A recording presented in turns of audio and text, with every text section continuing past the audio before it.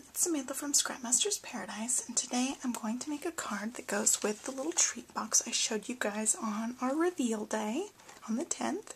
So this is just a little treat box I made. It could be filled with candies or homemade goodies.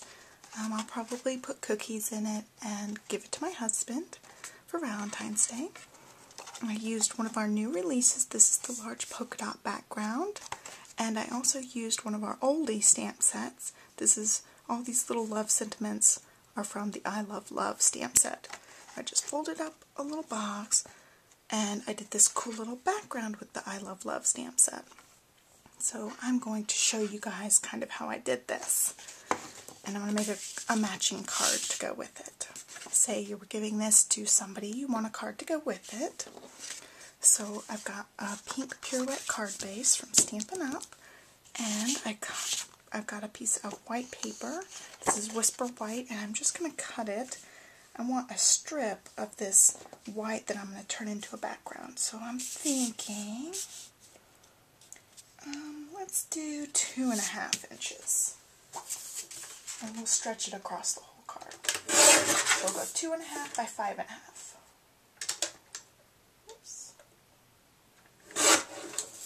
Make sure it fits. Okay, it looks like it's going to line up pretty well. We might trim it if it's not exactly perfect. So, let's get our stamps ready on our blocks. I've got a bunch of different blocks actually. I'll show you my little cheater method here. First, I've got my polka dot background. You can see it's really, really long. It'll go across the whole card front. That's how I designed most of my background stamps. So you want that on a big giant block. And then I'm going to use most of the little love sentiments from the I Love Love stamp set. I've got 4 different ones. And my little cheater method when you're doing backgrounds out of stamps is to use both sides of the block. I just stuck one on each side. I'm going to do the same thing on this block. There we go. Okay, let's do our background first. I'm just going to be repeating the same thing over and over again. I have Pretty in Pink ink, so I'm just going to really need one ink. But actually what I did with this is I had not cleaned this image right here, this one Certain Love, and it came out a little bit darker because it had some poppy colored ink or red ink that had dried on my stamp, and it came out with this little bit darker pink color. So we're going to try to imitate this mistake that happened to actually turn out really nice on the finished thing. So we're going to try to imitate that when we get to it. But how I make these big backgrounds, I'll show you guys, is I just like to rotate my stamps as I go. I'm just going to stamp one, and then start creating this crisscross pattern. Line one up right next to it.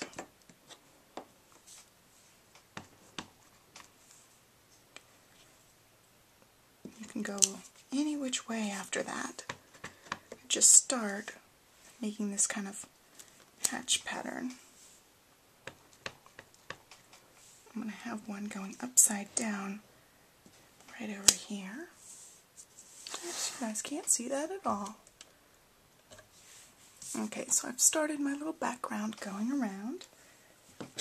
Now what I'm going to do is I'm going to try to introduce some of that darker pink. We're going to kind of fake out. This is Melon Mambo Classic ink. So what I'm going to do, some of you are going to cringe, but it's not going to mess up my ink pad. It might look a little funny. So I inked it up with the Melon Mambo. I'm going to stamp off just a little bit, and then ink it up in the Pretty in Pink. I know. People are yelling at it. So I get this extra little oomph of different colored pink in there. So we're going to keep that and keep rotating these other little loves around and around until we finish off our image. Let's add some of these bigger ones in again.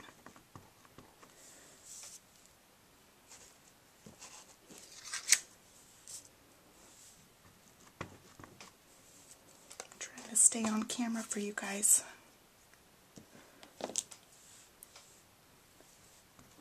That way all these sentiments are going different directions. I'm going to do this one upside down. I want them all at right angles, like this way or this way, no diagonals, so that they all line up to make this really pretty graphic sentiment area. Okay, so let's mix in some more of those darker colored ones. It's still bringing up a little bit darker color. Might have to redo it once. Okay, I inked it up. I'm going to stamp off some of that melon mambo, but keep a little bit.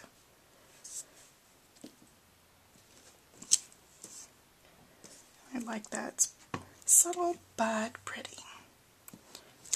Okay, let's add in some teeny tiny ones.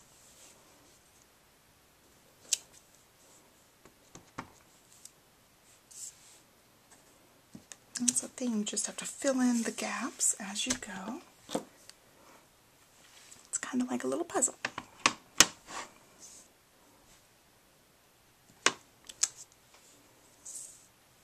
want to make sure to get all the gaps, like there's a little gap here and a little gap here. We'll have to go back with different ones. I don't want to see any gaps when I'm done. That's where that little love stamp comes in handy.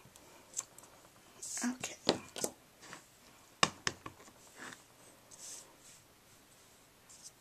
Thought I saw a teeny gap.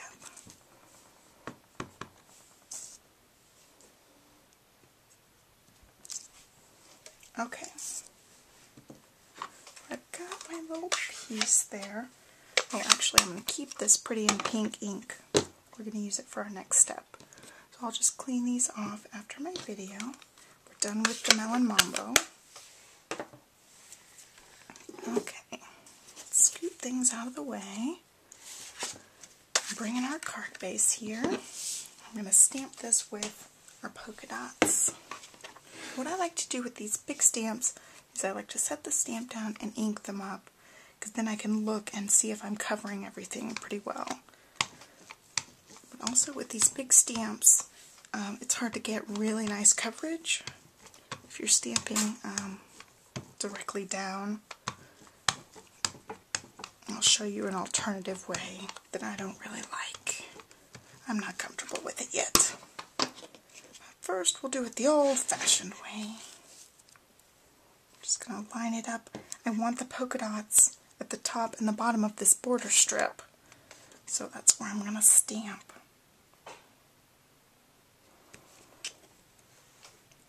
You just have to really press on these big ones.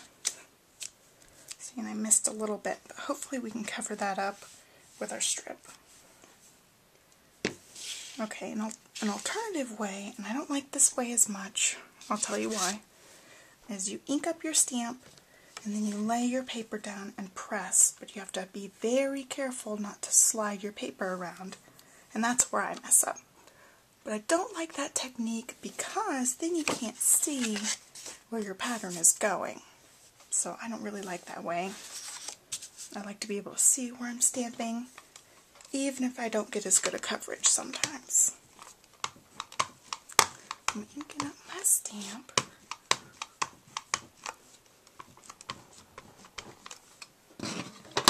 And I'm going to stamp up here at the top. Same thing.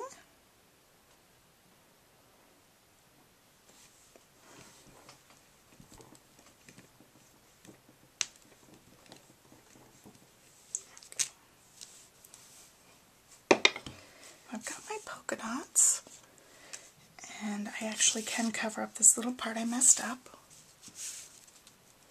with my little strip. Okay, so before we attach this, no, actually, we'll glue it down and then I'll show you what I'm going to do. I've got some ultra thin glue dots on a roller. I'm just going to try to get one in each corner here. I like the thin ones on card layers, so so your card doesn't buckle up. Oops, that one's still hanging on. Okay, I got that one close to the edge.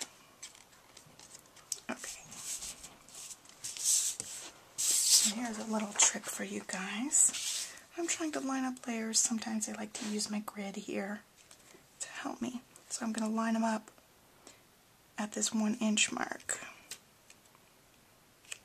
Then I can just line it up on both sides. And my card's pretty even.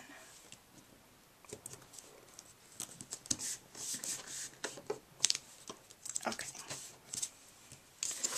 I've got a little bit of overhang here, so I'm going to trim that really quick. Make sure my layer's lined up. Looks pretty good. And now, my finishing touch, I'm going to add some ribbon. This is Pretty in Pink satin ribbon, but I see I've got a little frayed part, so I'm going to trim that off, and then we'll tie our bow. Sometimes you get messed up ribbon. I didn't want to use the exact same ribbon here because I wanted it to be a bigger bow on my card, so I picked a coordinating ribbon.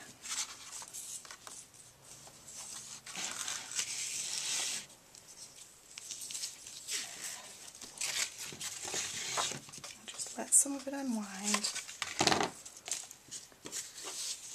And I've actually had a couple of people ask when I'm doing videos to show how I tie my bows, and I've showed it in a few videos, but I actually have a video tutorial under my tutorials section on my blog, so head over there and find my bow video. And I have showed you guys a few times my bow technique here. Okay, I think that's pretty.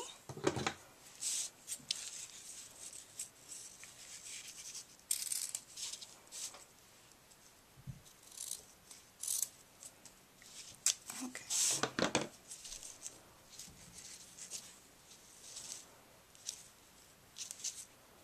This one's a little bit too long. I'm going to trim it again.